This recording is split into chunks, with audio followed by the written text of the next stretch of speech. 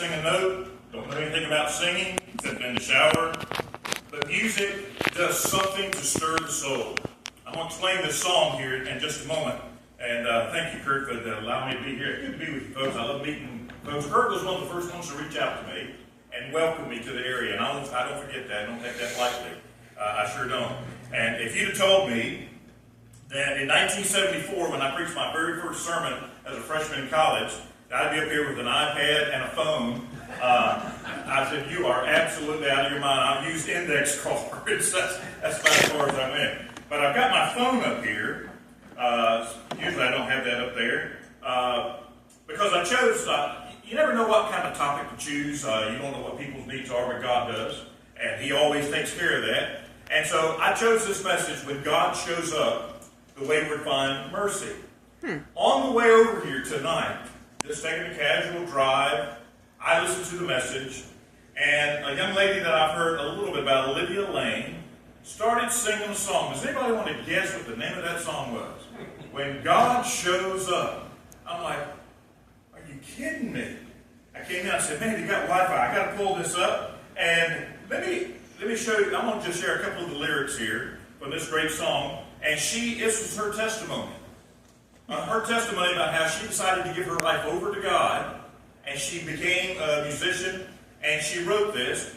And she said, when you're down to your last prayer and your smile has disappeared, because the fights have been long and the hurts have been strong and you're barely holding on, is your back against the wall and your fear looks 10 feet tall and your strength is gone, just keep holding on. That's when God shows up. That's when He comes through, when the seas get parted and the mountains move, when the weight you bear feels like too much. Go lay it on down, because that's when God shows up. I pause and say, God, thank you. Thank you for showing me that. Tonight, I want to look at two stories. I love to tell stories. Jesus was a master storyteller. And that song that I showed for you there, I Can't Live a Day Without You, can be a song for Amelia. You don't know who Amelia is, but you're going to know her by the time we get through tonight. I'm going to share another story from the Bible of an unnamed woman that many of you have heard that story and have been inspired by. But I want you to be patient with me as I tell you Amelia's story. I'm going to read some of it because it's her testimony. And it comes from Jim Cymbala, who is the pastor of the Brooklyn Tabernacle Church up in New York. He wrote a book called Fresh Wind, Fresh Fire. And he tells the story about Amelia coming to his church. And before I tell you that story, can I ask this one question tonight? Do you think our churches should be filled with pretty people? If somebody came that was just downtrodden and their life was just completely upside down, would we say, could you come over here and let me talk to you a little bit? Or would we bring them to the front row? That's the story of Amelia. So let me start by telling you this great story about Amelia. Amelia grew up in the Smiths Project on the lower side of New York City. She was the third of 7 kids on the 16th floor of the project. Her father was an alcoholic, the raging kind, who made everybody around him intimidated and miserable. In fact, she said he would swing a big stick at anybody in the family that would irritate him. She says she has no memory of her family ever sitting down and eating a meal together. But she has very vivid memories of her mom being abused regularly and viciously by her father. So much that when she was 9 years old, as a 4th grader, she made a deal with her mom to protect her. She said, Mom, you go sleep in my bed. I'll go sleep in yours. She said that was the biggest mistake of her life, because it began years of sexual abuse from her father, with threats of, if you don't, I'll kill your mom. Listen to what Amelia writes. I didn't have a chance to grow up normally. Playing with dolls and being a happy little girl just wasn't in the future. I guess you could say I was numb inside. We're going to put a pause on Amelia's story, and I'm going to close with the conclusion of her story. But can I ask you that tonight? Have you ever been numb inside? Has something in life just come at you and just made you numb? I want us to look at one other woman besides Amelia, who I think was numb inside. It's a woman that Jesus encounters in the Gospel of John chapter 4. Jesus is traveling through Samaria, and as a human being, he's God, but he's human. He's physically tired and worn out, and he sits down by a well outside the city of Sychar. It is here that he encounters this woman that I believe was numb on the inside from all the things that had happened to her in her life. And it says here in verse 6 of the Gospel of John, and Jesus, tired as he was from the journey, sat down by the well. It was about the 6th hour when a Samaritan woman came to draw water.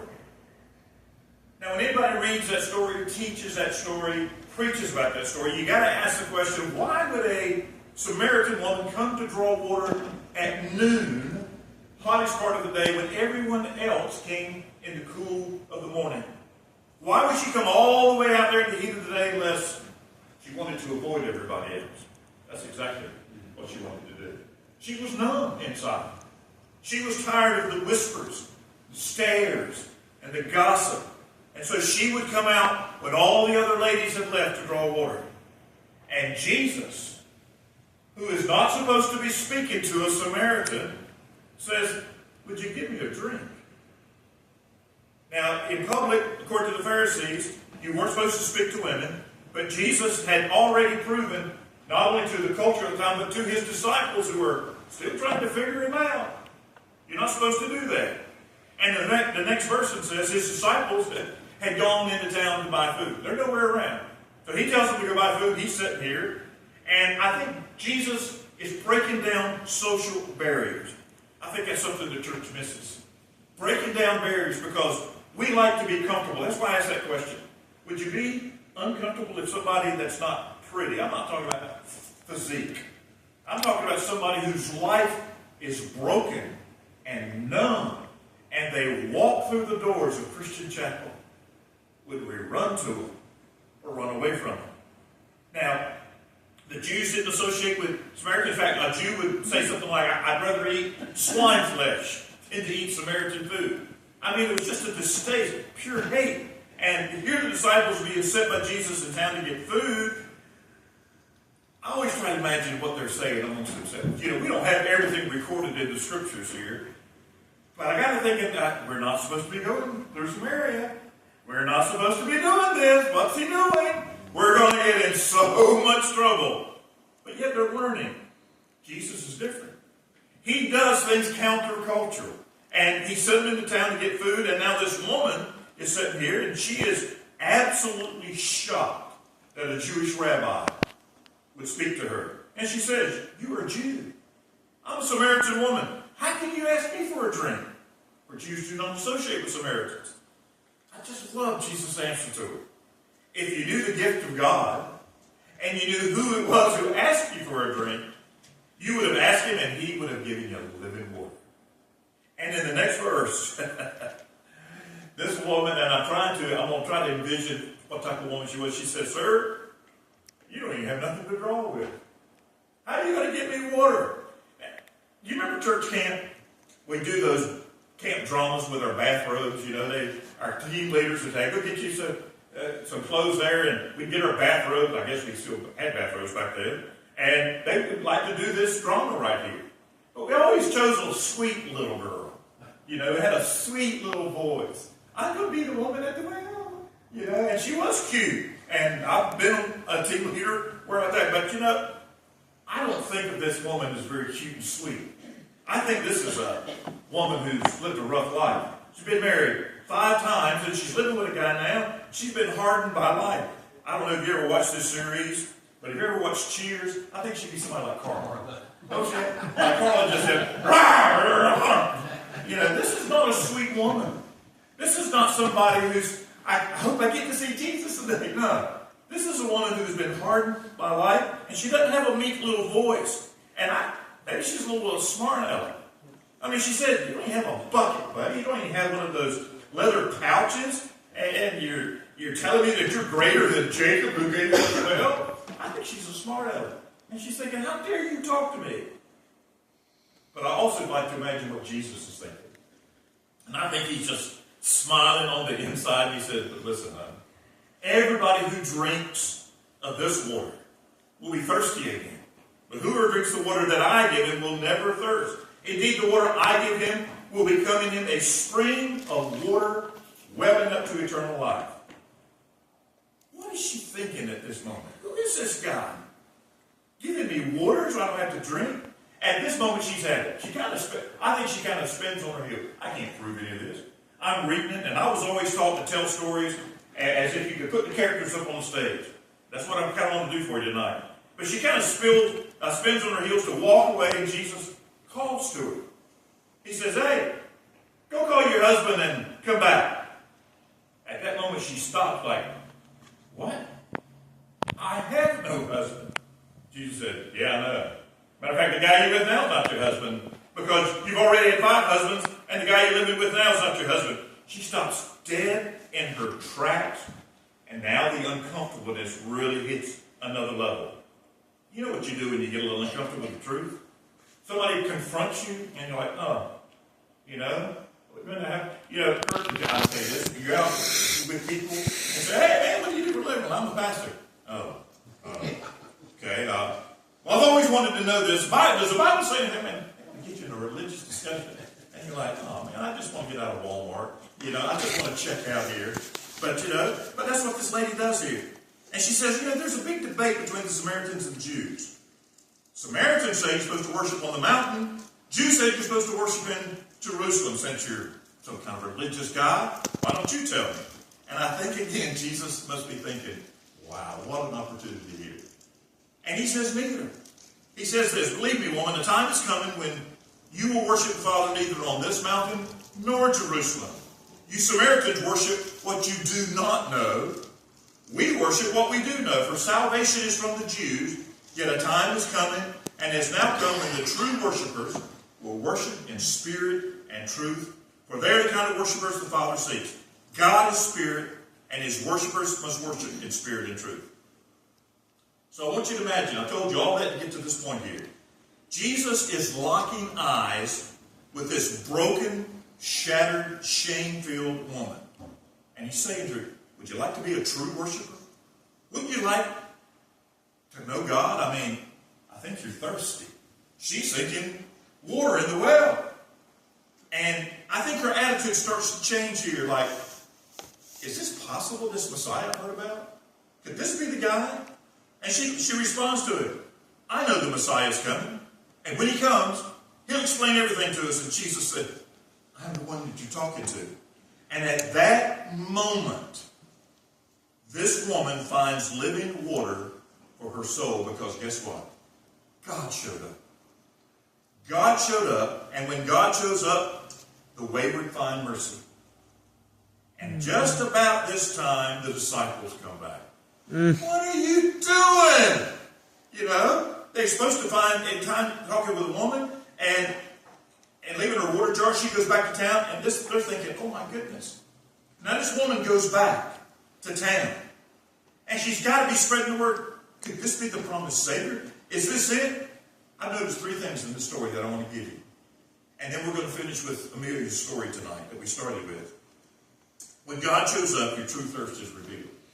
This is a gotcha moment. People who are going through life say, I got it all together.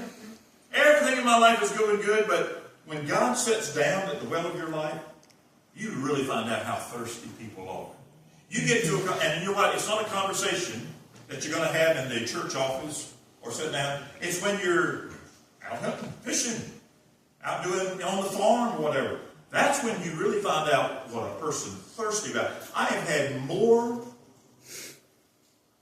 conversion conversations around a table over a cup of coffee or a Coke anytime in my office, or somebody just stopped me in the middle of my sermon. Rick, you're right, I'm thirsty. That doesn't happen. But boy, when you get on real, you know what happens when kids go to a video arcade? Not many arcades now, but they play for hours. You know what 2 words kids hate? When they get to the end of that, game over. I think this woman has come to a point in her life and said, oh, game over. No pretending. He knows who I am. And Isaiah 29 says, woe to those who make great plans to hide their deeds from God, who do their work in the darkness and think, who sees us? Who will know? God knows. He knows when he shows up. And what I have learned is that God shows up when you least expect it. When you least expect it in your life. And I know for a fact that people are thirsty for something. There's an emptiness in people's lives. Kurt was talking about my ministry in Virginia Beach. It was an awesome ministry. I was privileged to help launch a church. And it was a church that wanted to do things like nobody else had ever done before. And we met in a middle school auditorium. And we were able to reach people that nobody had been able to reach before. And they were thirsty for relationships and popularity. And people didn't come running down the aisles of our altar or anything like that. But I love when people would say, Rick, I've never heard that before. I've never heard the way that you presented God before. Would you come to my home? What's your address? What time can I get there? And I was excited about it because, you know what? I'm addicted to change lives. When people change their life. When God shows up and you can see it and their thirst is revealed. This one couple had never heard about baptism. Godly people, I could tell they read it. I had their Bibles every week. But they had baptism presented the way that we were teaching it in our church. And they said, hey, could you come by? Sure. You know, and it was casual. It was Virginia Beach. People came in shorts and flip-flops for our church. You know, so I show up, you know, get there around 6:30. And what, you going to get a cup of coffee, some tea, whatever. We got in there. I looked over at the kitchen table. Their Bibles are open. They got notebooks. They got pens. Rick, you mind if we get started? Yeah. And they got it. Their thirst had been revealed, and God showed up, and now they're missionaries because something clicked with them. God knows what our real thirst is. Might be acceptance, might be approval. You might be just needing somebody to put their arm around you. You're thinking, I want to call somebody, but I don't have time. Call them. Because you never know. They might be thirsty for unconditional love. And it might be deep soul satisfaction that they need. So when God shows up, He reveals your true thirst. Second thing, I think, in this story, when God shows up, the real living water starts to flow. I mean, the kind of water is that brings quenching deep in the soul, and it's the kind that has ability to quench a thirst that sometimes you think, I don't think I can get this done. It's a water of forgiveness and peace, and it washes over you right in the middle of life. I love baptismal services. Baptismal services ought to always be celebrations. It always camp was always a favorite time of mine. I worked in camp for almost 40 years, and I love camp because I could watch a kid come in Sunday and not be thirsty, and by Friday night he's parched, or she is. And we would do things. We would do crazy things. In the middle of the night, we'd get them up and pretend that Jesus had come back. You know, and so, he's what? Yeah, get to the gym. Jesus is over at the gym. And they're coming out like, what? Can I go brush my teeth? No, you can't brush your teeth. We did that one night. We almost had him convinced that Jesus was back. And as we closed out 2:30, 3 o'clock in the morning, I'm the dean. I said, okay, guys, you've been great. I'm so proud of you. Go give you the morning off. You can sleep in. Yay! Rick's best thing ever. Yeah. Had a staff tap me on my shoulder. He said, Rick, hold on a minute. I looked over, there was a couple of staff with the kids just bawling his eyes out. I said, hold on, guys. We got to take care of something. I said, what's going on? He said, this boy is convicted. He said, if this had been real, if Jesus had really come back tonight, he would be ready. He wants to get baptized right now. Guess what we did? We ran down to the pool. You talking about a celebration. Those kids, knowing what had just happened, watched that kid get baptized in the pool. It was teenagers. You know, I think we might have made a phone call and looked his family up. I can't remember. But to watch what was happening, and then the other kids were just sitting there cheering. That's what happens when somebody's thirst is quenched here. You know how that woman felt that day? She thought, this could be it. All of my sins could be washed away. And that's why she was so excited to go back into town to face the very people she'd been trying to avoid coming to the well at noon. Because her guilt's gone. It washes away our guilt. And there's somebody came up with an acrostic. I've got it up here on your screen here. Somebody said this about guilt. It's God's unique, intentional, loving treatment. That's how He does that. He takes our guilt and He says, it's like the warning light goes off in your car. You see that? It's just beeping at you. God loves to take that. He said, but I have intentional love. And Satan takes that same thing and he does this. Grief united in lifelong torment. Because God can take our guilt and he can quench it. Satan will take it and he will make us feel worse than we've ever felt before. Living water washes away our sin. Look what David found out. In Psalm 32, after his sin of adultery with Bathsheba and his subsequent confession to God, and he says this, what joy for those whose rebellion is forgiven, whose sin is put out of sight. What joy for those whose record the Lord has cleared of sin, whose lives are lived in complete honesty. Listen to what he says. When I refused to confess my sin, I was weak and miserable and groaned all day. Day and night, your hand of discipline was on me. My strength evaporated like water in the summer heat. Finally, I confessed all my sins to you. And I stopped trying to hide it. And I said to myself, I will confess my rebellion to the Lord, and you forgave me. My guilt is gone.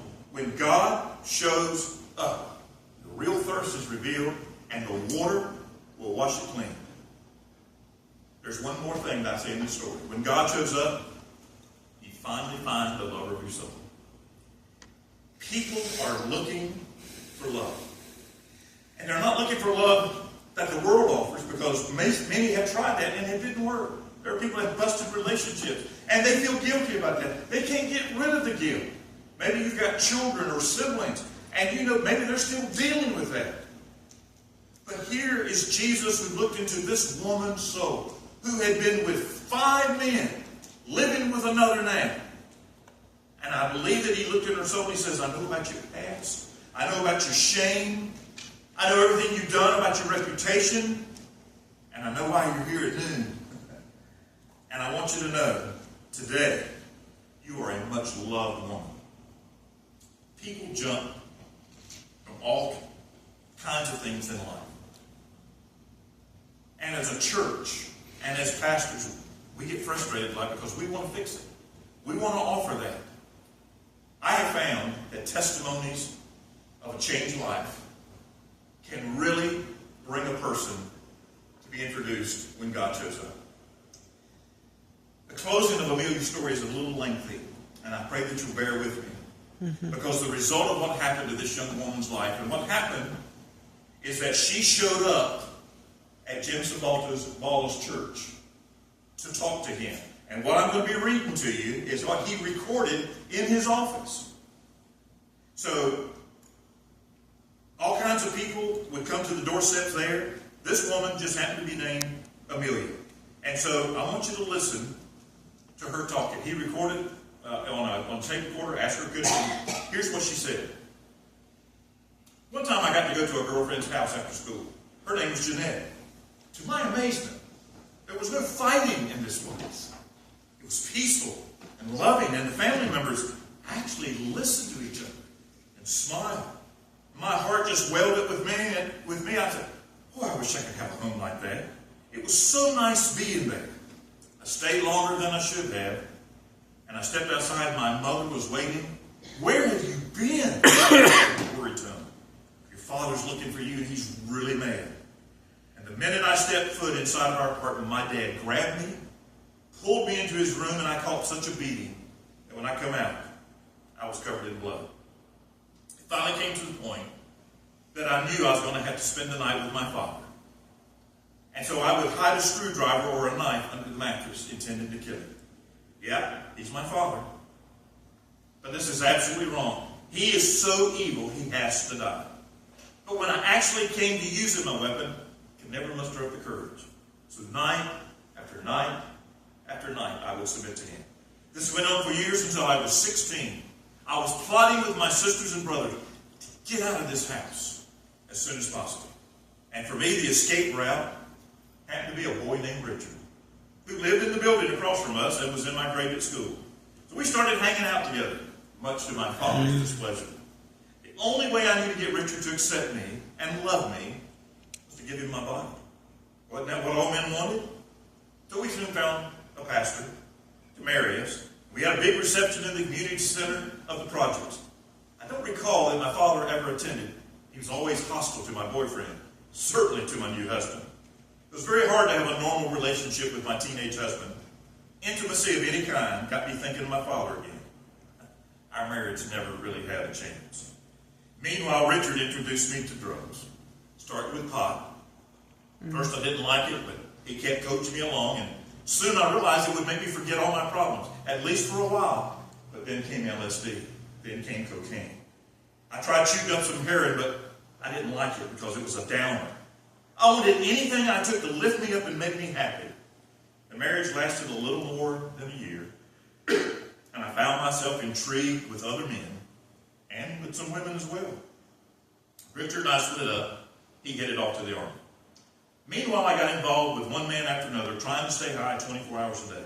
I got odd jobs at donut shops and a shoe factory. Whatever I could find with my limited education, but any man who would offer me some sweet talk and a place to stay, he could have me. I was now in my mid-20s, and this fast living just wasn't as great as I was told. I decided I should get a steady line of work, so I signed up to take a bartending course. Why, I don't know, with the alcoholic father that I had. But I finished the course, I got my certificate, and I had trouble finding a job. A lot of places in those days, still weren't open to a woman being a bartender. So I applied at a place in Midtown called the Metropole. And they said no, but they offered to hire me as a barmaid instead. With my low self-esteem and confidence, I said, okay, I'll take the job. And not until I reported for work did I know what that tiny stage in the middle of the bar was for. The job was a job, and I needed to work. The men who would come in there were friendly. Sometimes I would say, don't you want to go to my room? I would glance at the girls on stage, and soon I would realize, hey, they're making more money than me. I was slaving away for $200 a week plus tips. They got a regular salary and all the $20 and $50 bills that men could stuff in their costumes. My first time on stage was nerve-wracking. In fact, I couldn't have done it if I hadn't got high. That's what I've been doing for the past 4 years, Pastor Cimbala. I'm not wild about it, but what else am I going to do? Sometimes I think, how did I get into all this stuff? This is not what I want. I get depressed and there's nothing else. One night in the middle of a dance, I collapsed and passed out right there on stage. I figured I'd had too many Black Russian drinks that night, but the real cause was I was pregnant.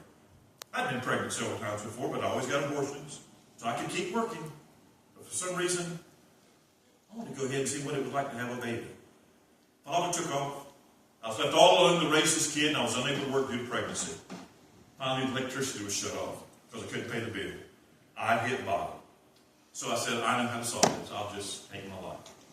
And I made a line on my wrist. I began to bleed, but I couldn't cut deep enough. So I went up on the roof, looking down, 18 stories on the street below, and I thought, what a lousy life I had. Maybe I should just jump. So finally I went to sit in the quietness of the Catholic church my mother attends. I was shaking and crying. I said, God, why am I doing this? How come you let my life get out of control? It's all your fault. And then it happened. God showed up. My sister's husband, Mickey, had done a lot of partying with me in the past, and now he'd become a Christian. And so is my friend Carmen. Suddenly he was not interested in getting high. They kept talking about Jesus. And a couple of weeks ago, they invited me to come to your church, Pastor Cimbala. I said, all right, I'll go. I sit in the balcony because I figured I'm not dressed for church. But then you got up and preached about God's love. And I remember you saying something about Jesus will love you no matter what you've done. He'll forgive you, take you past whatever's done in your life, and forgive you. And pretty soon I was thinking, how did he know I was here? How did he know what I was going through? Did Mickey tell him about my life? Couldn't believe that God really understood what kind of crazy life I had. All kinds of questions came, and I just started crying. I'm pretty tough, but I couldn't hold back the tears. My makeup was smeared, and I went home that night. All I could think about was that if things don't change pretty soon, I'm done for. Pastor, I'm really messed up. I'll be honest with you, I feel really dirty being here in your office. I don't know if I should have told you all this stuff, but maybe I should just stop talking. Pastor Cimbala writes these words. The tears had been welling up in his eyes as she told her story, and a knot in his throat kept him from speaking. He said, I looked at this poor woman ravaged from sin and Satan, and my heart just broke. And then she looked at me and said, "What's next? Am I one of the hopeless ones? Or maybe you just want to kick me out on the street?" I said, "Amelia, Jesus can cleanse you and make you into the woman he wants you to be. I think he brought you here so we could tell you how to get out of the mess you're in. If you want Christ to save you and change you, come with me right now. You'll have the whole church to pray for." "What?" "Yeah, there's a service going on." She kind of nodded, and we left my office, and I took the microphone, and I simply made an announcement that God had sent a special visitor to us that night, and soon Amelia would stand in front of the whole congregation. I told him none of her story, only that she'd come to a crisis, and she needed to receive Christ as her Savior. We prayed together and worshiped the God of compassion, the God of comfort. And I can say that night was the best sleep I'd ever had, because I felt clean. Jesus did it. No more nightmares, no more drugs, no more self-hatred, no more despair. Well, the end of the story is Amelia joined the Brooklyn Tabernacle Choir. And 2 years later, they held a big public concert at Radio City Music Hall. And they asked her to share her testimony, similar to what I've just told you.